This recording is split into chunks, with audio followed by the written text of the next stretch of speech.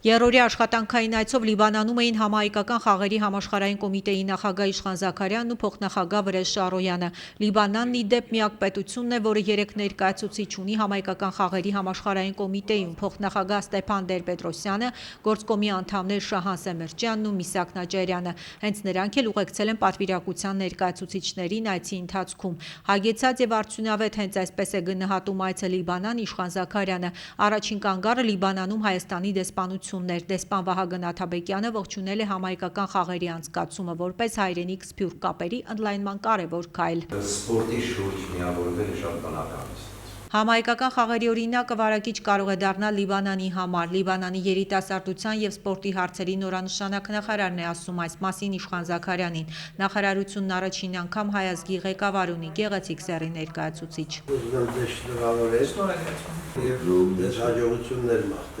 Շատ ուրախ եմ այս առիթին համար եւ այս այցելության համար։ Նորա Բայրակթարյանի խոսքով Լիբանանն այս օրերին նոր էջ է բացում իր պատմության մեջ։ Շատ ուրախ եմ, որևէ գործակցության երկկողմանի գործակցությունը դա Լիբանանի պետության եւ Հայաստանի պետության միջեւ։ Իշխան Զաքարյանը նախարարին պատմում է համահայկական խաղերի վիլիջի կառուցման ծրագրի մասին։ Վիլիջը ուզում ենք նաեւ դառնա ոչ միայն խաղերի կենտրոն, այլ նաեւ խաղերեն դուրս Թուրքի երիտասարդության եւ սպորտի տունը լինի։ Լավ գաղափար է, Արամ առաջինի գնահատականն է, Անտիլիասն է, Մեծի տան Կիլիկիո Արամ առաջին կաթողիկոսն է հյուրընկալում համահայկական խաղերի համաշխարհային կոմիտեի պատվիրակությանը։ Հիշում է 2015-ին հենց Անտիլիասում է վառել համահայկական խաղերի ջահը։ Ուրախ եմ, որ ահավասիկ մարզական մարզերներ, բնակավարներներ դուք այդ համահայկական աշխատանքը կկատարեք եւ օրինակ կդառնաք։ Դրական օրինակը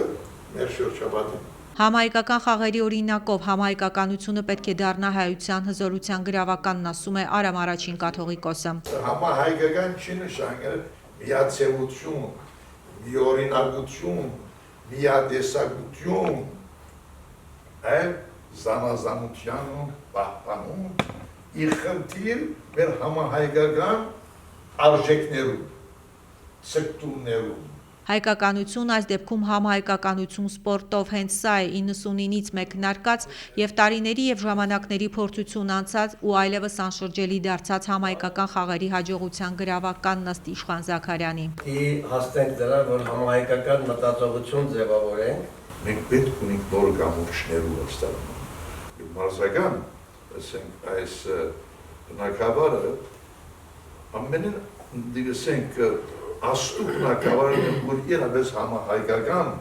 մեր մտածողությունը գտնա կարևոր դեր կրավեր։